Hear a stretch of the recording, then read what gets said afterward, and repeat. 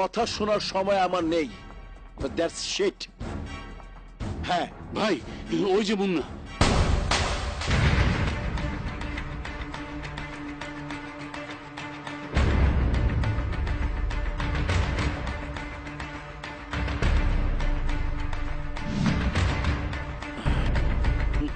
আমি জানতাম এই শহরে থাকতে হলে একদিন তুই আমার কাছে ক্ষমা চাইতে আসবি। যা, ক্ষমা করে দিলাম। আরো একটা জিনিস তোকে দিতে হবে। মানে? বলছি, তোর ভগ্নিপতি ফরিদকে এখন তুই আমার হাতে তুলে দিবি। ওকে আমি পুলিশ কাস্টডিতে নিয়ে যাব। আমার বাড়িতে ঢুকে আমার ভগ্নিপতিকে তুই পুলিশ কাস্টডিতে নিয়ে যাবি? তোর এতই ক্ষমতা? ক্ষমতার কিছুই এখনো দেখিসনি। সেদিন রাস্তায় তোর লোকদের যা দেখিয়েছি সেটা আমার ক্ষমতার 1%।